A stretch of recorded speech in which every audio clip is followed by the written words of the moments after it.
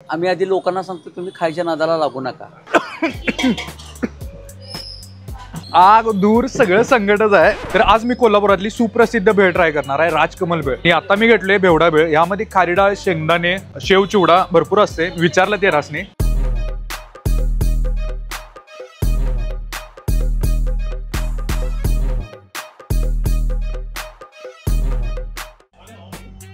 मस्त आहे, एकदम विशाळ, जरासं तिखट आहे, असं लागते तिखट झणझणीत। ही भेळ कोल्हापुरातली जुनी भेळ आहे, 1965 पासून आहे। म्हणजे विचार करा किती जुनी भेळ असेल। आता मी घेतलोय लिक्विड पापडी। कोल्हापुरात फेमस या ठिकाणी लिक्विड पापडी मिळते राजकमल मध्ये।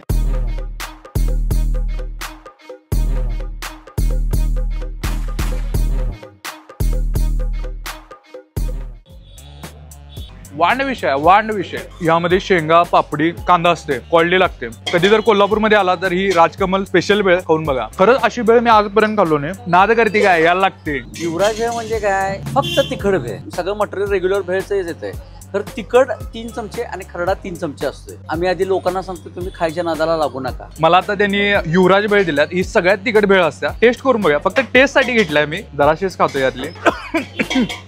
आग दूर सगळं संकटच आहे। आग्या बॉन्ड विषय, आग्या बॉन्ड जाळ दूर संकट आहे। उद्या सकाळचं काय नो गॅरंटी।